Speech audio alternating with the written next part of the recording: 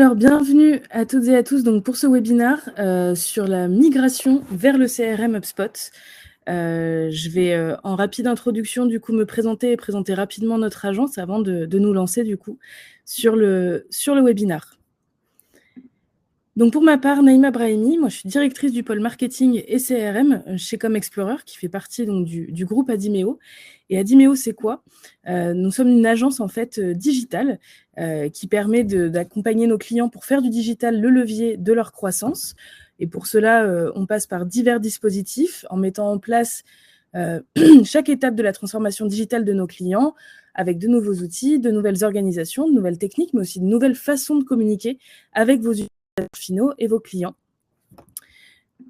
Nous créons donc pour cela des expériences digitales uniques, remarquables et performantes, et ça passe évidemment par le CRM.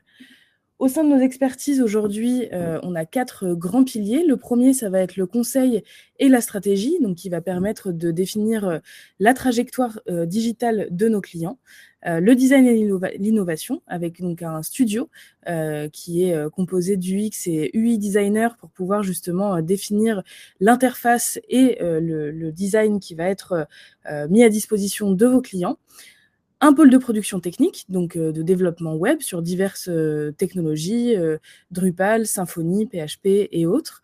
Et puis le pôle donc, que je dirige aujourd'hui, qui est le pôle marketing et CRM, donc dans lequel on va retrouver tout ce qui est intégration de CRM, notamment d'HubSpot, puisqu'on est partenaire, mais aussi des prestations complémentaires, notamment sur la partie SEO, contenu, acquisition payante, ou encore marketing automation.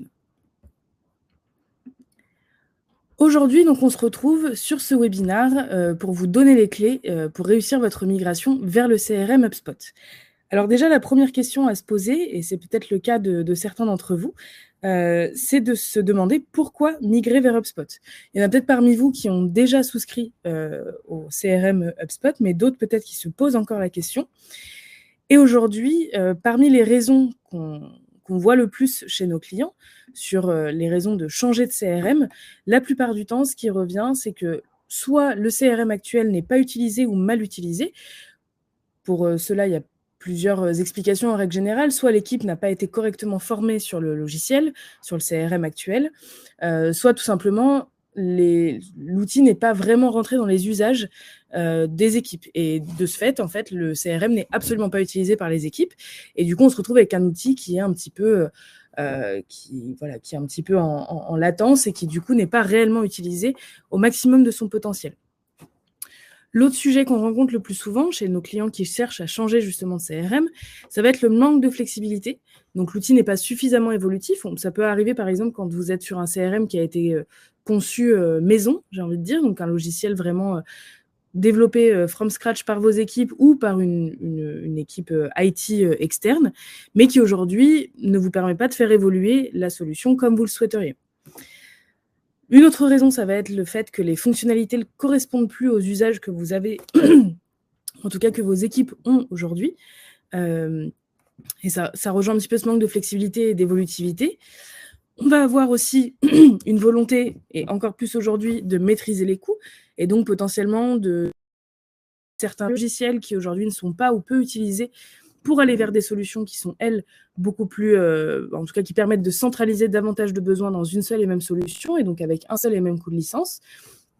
Et puis des fois, c'est tout simplement parce que vous avez un renouvellement assez important dans vos équipes, des personnes qui ont du mal à s'adapter, parfois un logiciel qui est un petit peu vieillissant, et du coup, voilà, parmi ces raisons-là, il y en a peut-être une qui vous concerne, ou même plusieurs qui vous concernent, et qui font qu'aujourd'hui, vous choisissez ou vous avez choisi de migrer sur le CRM HubSpot.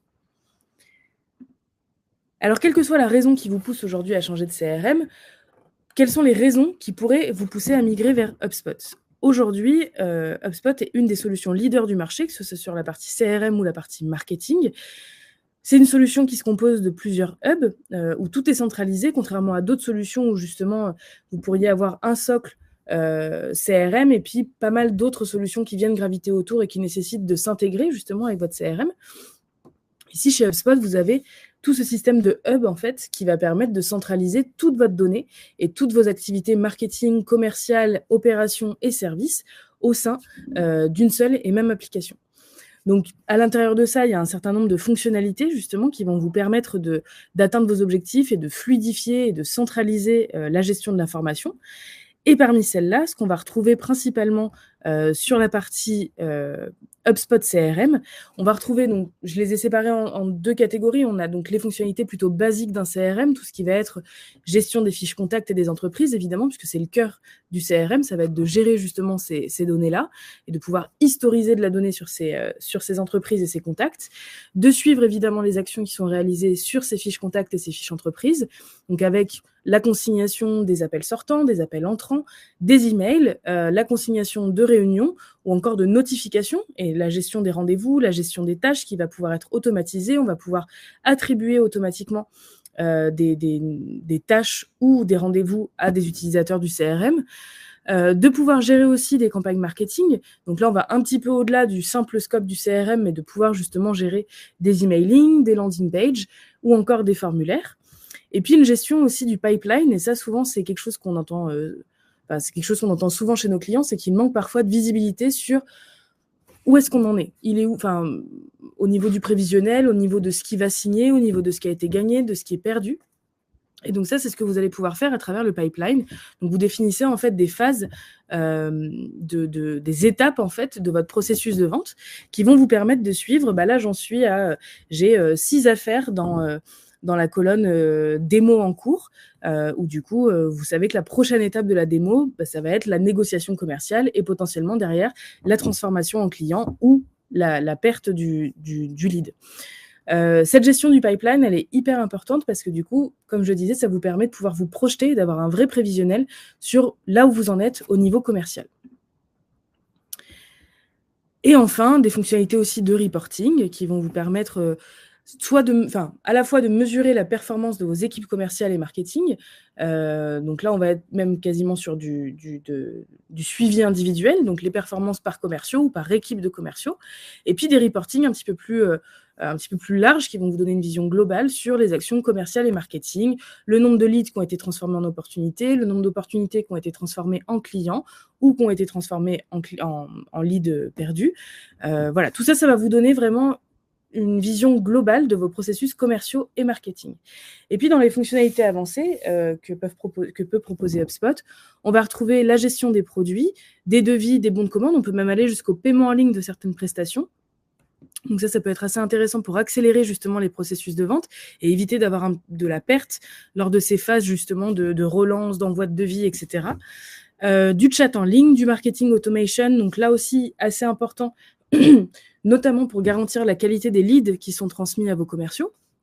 Donc en mettant par exemple en place du scoring. Le scoring, c'est quoi? Ça va vous permettre en fait d'attribuer un certain nombre de points à des leads par rapport à des critères bien définis pour pouvoir s'assurer que les leads qui sont transmis à vos commerciaux, ils correspondent bien à votre profil cible et qui sont suffisamment intéressés, suffisamment chauds entre guillemets pour pouvoir être recontactés par un commercial. Et ensuite, on va avoir des outils qui vont permettre aux commerciaux de faciliter leur quotidien.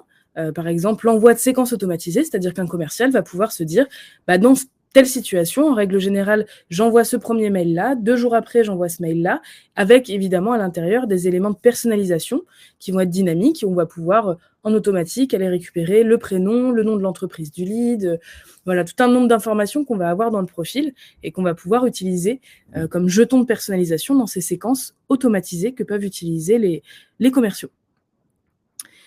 Et puis d'autres fonctionnalités, le suivi des performances des équipes, le service client qui peut aussi être intégré dans HubSpot, qui est une brique en fait native du CRM, et puis l'intégration évidemment avec d'autres plateformes. Si vous avez des outils que vous utilisez en interne mais que vous ne souhaitez pas rebasculer vers HubSpot, vous pouvez évidemment vous interfacer avec ces outils-là. N'hésitez pas à poser vos questions dans le chat, j'y répondrai du coup à la fin du webinaire. Donc là, on a pu voir un petit peu les principales raisons qui poussaient les entreprises à changer de CRM et les raisons pour lesquelles HubSpot est tout à fait en capacité de répondre à vos besoins au niveau commercial, marketing, et on l'a vu même au-delà sur la partie service ou encore opération. Dans la deuxième partie de ce webinaire, on va aborder les étapes d'une migration réussie. Parce qu'une fois que vous avez choisi votre CRM, il va falloir potentiellement migrer votre existant vers HubSpot. Soit vous êtes effectivement en démarrage d'activité, et dans ce cas-là, c'est une très bonne initiative de prendre HubSpot dès le départ, parce que du coup, ça va vous permettre de structurer vos processus dès la création de votre entreprise. Soit si vous êtes déjà client d'un autre CRM ou si vous avez déjà des choses qui ont été développées maison, il va être assez important justement de prévoir cette migration. Et pour cela, on va vous dévoiler quelques étapes qui sont assez essentielles dans ce projet. La première étape, ça va être de réunir tout le monde autour de la table. Un projet de changement de CRM, ça implique énormément de politiques de changement en interne. Ça peut des fois réveiller des freins en fait chez certaines équipes aussi qui peuvent être un petit peu réfractaires à l'idée de changer d'outil parce qu'elles sont habituées depuis des années à travailler comme ça. Ou on a pu voir chez des clients par exemple qui étaient sous Excel jusqu'à maintenant, il y avait un petit peu une crainte autour du CRM de se dire j'ai peur que mes données elles soient exploitées par d'autres commerciaux, j'ai peur que justement j'ai plus la maîtrise de cette donnée-là, que je perde de l'info, que je m'y retrouve plus comme je m'y retrouvais maintenant. Et du coup, cette vraie politique de changement va être ultra stratégique au moment de passer sur un nouveau CRM, justement. Alors, en règle générale, on essaye justement de traiter ce sujet-là un petit peu en amont de la migration, parce qu'a priori, si vous vous lancez sur la migration, c'est que vous avez potentiellement déjà choisi votre outil. L'idée, c'est quand même d'impliquer les équipes dès que vous allez avoir ce projet qui émerge, de se dire il va falloir qu'on change de CRM, c'est quand même plus prudent de les impliquer dès le départ dans ces projets de migration ou en tout cas de changement d'outils. Le fait de les impliquer assez tôt ou de les impliquer tout court, en fait, ça va permettre de faciliter l'adoption justement du nouveau CRM par les équipes. Et pour cela, il va falloir se poser quelques questions en amont. Pourquoi est-ce qu'on souhaite changer de CRM aujourd'hui? Est-ce que c'est pour améliorer le suivi des affaires, donner plus de visibilité aux équipes, aux managers, à la direction, pour faciliter aussi potentiellement la coordination entre les équipes, notamment la coordination entre les équipes commerciales et marketing qui vont pouvoir travailler du coup de pair et main dans la main grâce à HubSpot. Gagner de nouvelles affaires aussi, développer commercialement l'entreprise, parce qu'évidemment, plus on arrive à suivre facilement les affaires, plus on arrive à relancer facilement, plus le suivi en fait va être simplifié et potentiellement ça nous permet de signer de nouvelles affaires, voire même d'augmenter le panier moyen, mais toujours dans cet objectif de développer le chiffre d'affaires de l'entreprise et du coup de pouvoir derrière investir, recruter, etc. Et puis le deuxième point qu'il va falloir identifier aussi en amont de cette migration, ça va être la gouvernance. Qui est-ce qui pilote ce projet? Est-ce que c'est directement la DSI? Est-ce que donc du coup c'est plutôt au niveau IT? Est-ce que c'est plutôt un directeur fonctionnel ou métier? Ça peut être le directeur commercial, ça peut être le directeur de la communication ou du marketing qui peut justement se lancer dans ce projet-là parce que c'est lui ou elle qui était moteur de ce projet-là à l'initial. Ou alors est-ce que c'est tout simplement le top management qui prend en main ce projet-là parce que de toute façon c'est un projet qui impacte toute l'entreprise et c'est important que le top management soit moteur de ce projet-là. Donc ça, c'est des questions qu'il faut se poser, comme je disais tout à l'heure, pas forcément au niveau de la migration, mais voire même peut-être même en amont de ça, au moment même où vous décidez de changer de CRM et vous vous mettez en recherche d'une nouvelle solution. C'est important de passer par ces étapes-là et par ces questionnements-là.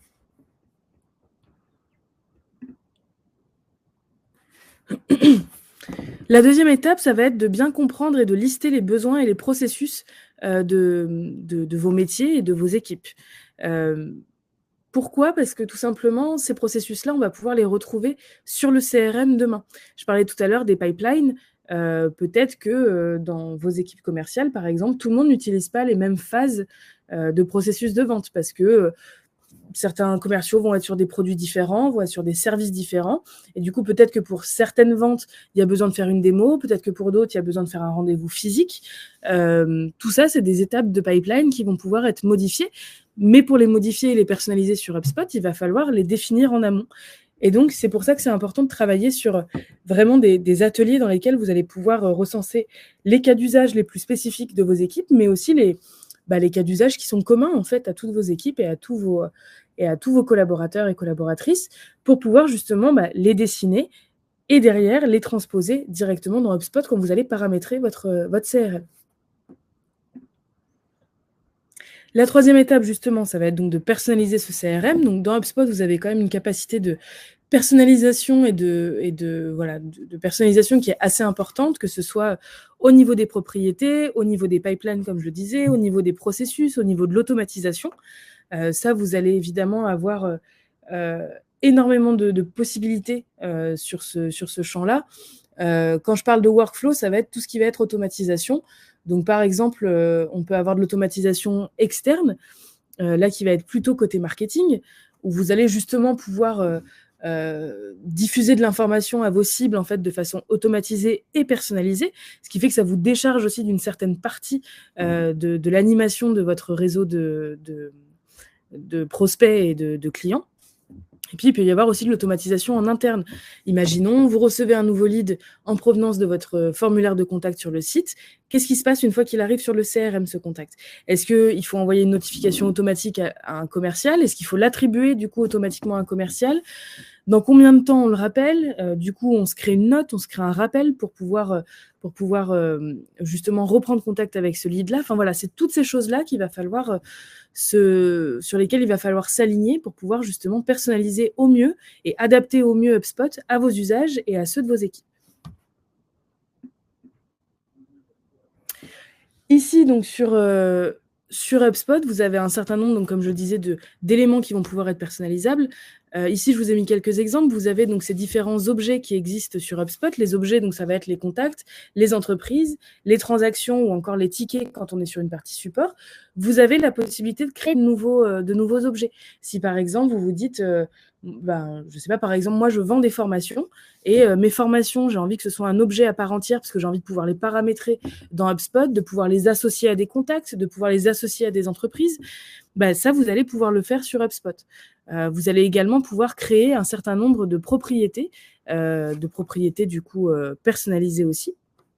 Parce que HubSpot vient avec un certain nombre de propriétés natives, mais il y a évidemment des choses qui vont être très spécifiques à votre entreprise et que vous n'allez pas forcément retrouver nativement dans HubSpot. Donc là aussi, vous avez la possibilité de personnaliser la plateforme pour arriver à quelque chose qui soit le plus adapté à vos usages et à ceux de vos équipes. La 4e étape, ça va être de préparer la migration. Et dans ce cadre-là, ce qui est le plus stratégique, ça va surtout être l'import de vos données. Avant d'importer vos données, nous, ce qu'on vous recommande vraiment, c'est de passer par cette phase de nettoyage, qui n'est pas forcément la plus passionnante et qui peut parfois être assez chronophage, mais qui est hyper importante. C'est-à-dire que là, vous allez arriver dans un nouvel outil. Donc, autant essayer d'arriver dans un nouvel outil avec de la donnée propre. Qu'est-ce que j'entends par donnée propre? Ça va être une donnée qu'on va essayer au maximum de dédoublonner, qu'on va essayer de rationaliser. Quand je dis rationaliser, c'est par exemple profiter de ce nettoyage de base de données pour normaliser par exemple tous les numéros de téléphone, tous les codes postaux, les villes, pour que vous puissiez derrière réutiliser de façon fiable cette donnée-là. Et ensuite, une fois que vous avez préparé vos données, préparé vos fichiers, il y a un certain nombre de mécanismes, dans tous les cas, qui existent dans HubSpot et qui vont pouvoir venir dédoublonner, vous signaler des erreurs, parce que le mapping des champs que vous aviez réalisé n'était pas le bon, parce que il manque de la donnée par rapport à ce qui est attendu, par rapport aux propriétés que vous avez déterminées dans HubSpot. Enfin voilà, il y a cette phase-là est quand même assez stratégique parce que la donnée, ça va être le cœur de votre CRM demain.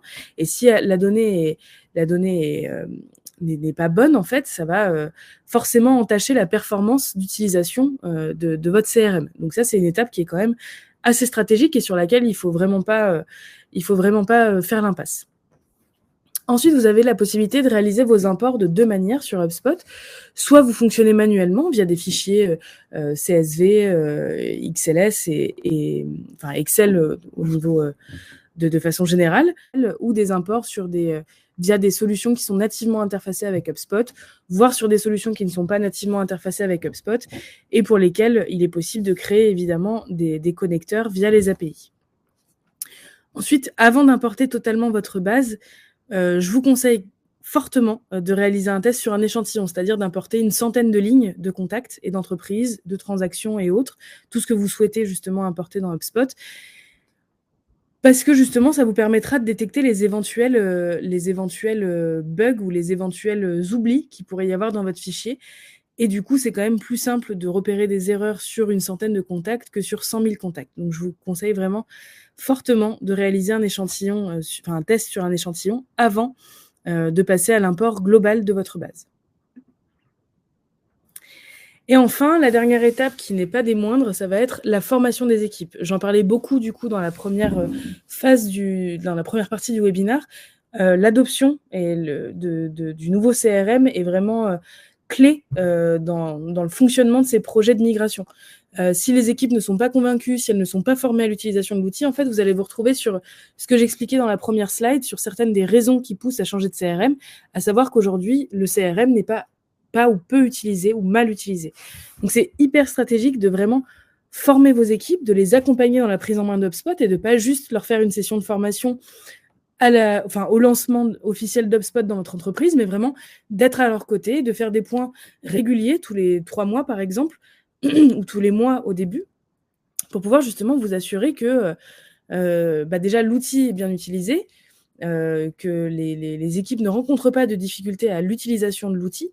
Donc ça, c'est vraiment, enfin voilà, si c'est le conseil à garder vraiment en tête de cette présentation, c'est vraiment de se dire qu'une fois qu'on a lancé le CRM, c'est vraiment important de rester au contact des équipes et de pouvoir justement leur apporter votre soutien et de pouvoir éventuellement faire évoluer le CRM dans une direction nouvelle si vous vous rendez compte que, par exemple, certains besoins n'avaient pas été pris en compte, si vous vous rendez compte que il y a des usages qui évoluent parce que peut-être vos clients évoluent, parce que les produits que vous vendez évoluent ou les services que vous proposez évoluent. Enfin voilà, faut garder en tête que un CRM, ça ne doit pas rester figé et que c'est vraiment un outil qui est au plus proche de la vie commerciale et marketing de votre entreprise et donc qui, du coup, doit être adapté et challengé régulièrement au niveau de son utilisation et de ses usages. Si vous avez des questions, n'hésitez pas. On va arriver du coup sur la fin de cette présentation. Juste un petit mot avant de vous quitter donc sur ComExplorer et les différents services qu'on peut vous proposer par rapport à HubSpot et à d'autres prestations annexes. Sur HubSpot, si vous êtes en cours de migration, on est partenaire de la solution, donc on peut vous aider dans justement ce projet de migration, que ce soit au niveau des données, au niveau de l'adoption du CRM en interne. Et puis, comme je disais en introduction, quelques prestations du coup annexes qu'on va fournir avec des experts en interne sur la partie contenu et SEO, donc sur la partie marketing, et puis sur la partie acquisition payante pour gérer et piloter des campagnes publicitaires pour aller justement développer votre activité, acquérir de nouveaux leads et développer votre notoriété.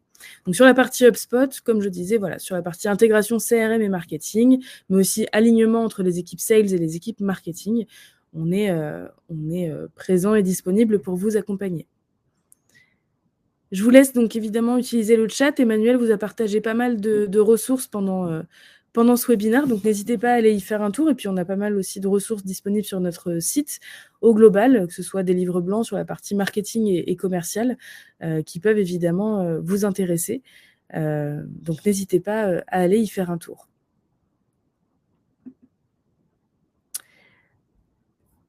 Un dernier petit mot, donc encore une fois, n'hésitez pas à utiliser le chat si vous avez des questions. Pour les prochains webinaires, vous avez donc cybersécurité, comment prévenir les cyberattaques sur votre site web qui sera le 7 juin prochain. Et puis le 29 juin, comment appliquer les bonnes pratiques du Green IT sur le CMS Drupal. Donc là aussi, n'hésitez pas à consulter nos prochains webinaires sur le site de ComExplorer et le site Adimeo.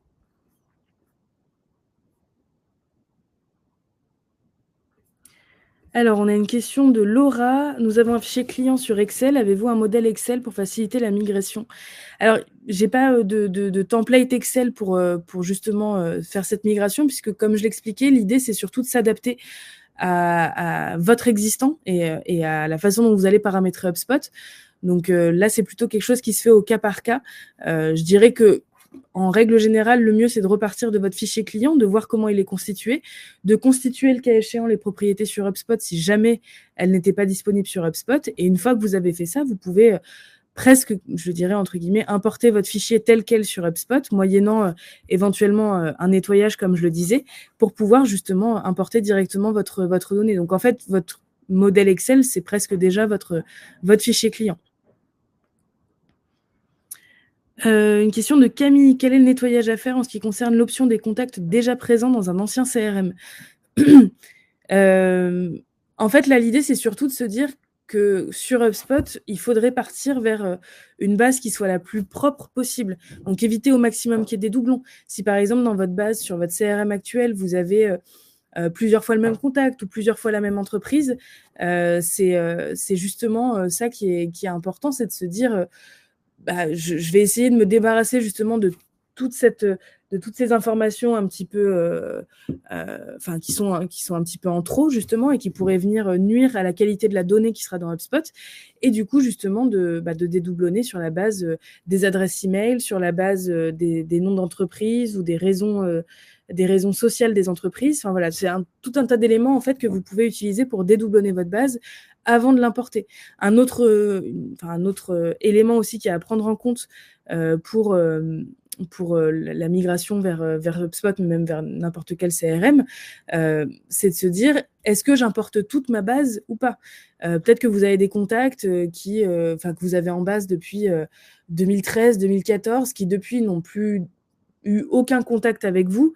On peut se poser la question de savoir si c'est pertinent ou pas de les intégrer dans HubSpot, parce que justement, potentiellement, c'est pas vraiment des contacts qui vont être...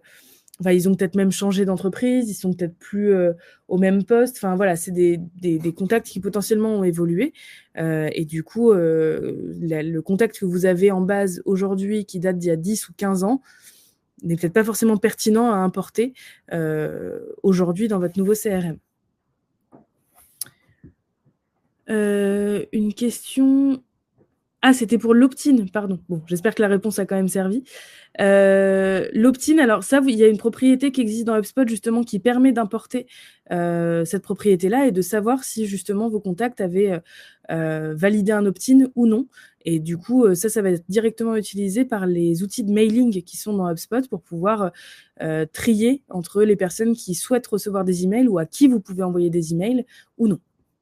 Donc ça, oui, ça peut totalement être récupéré dans HubSpot. Est-ce que le CRM peut être relié à un ERP? Oui, là je disais, mais il y a un certain nombre d'ERP avec lesquels HubSpot peut se synchroniser nativement. Donc il n'y a pas du tout il n'y a pas de contre-indication à utiliser un ERP en complément d'un CRM. Et du coup, oui, Camille, c'était donc par rapport au RGPD. Sachant que dans HubSpot, il y a un certain nombre aussi d'options par défaut concernant le RGPD. Si vous utilisez par exemple des formulaires, si vous faites passer vos formulaires sur HubSpot, il y a évidemment tout ce qui est notion de consentement, d'intérêt légitime. Ça, c'est des options que vous pouvez tout à fait activer sur HubSpot directement pour pouvoir faciliter justement le traitement de ces données RGPD, des consentements et des opt-in.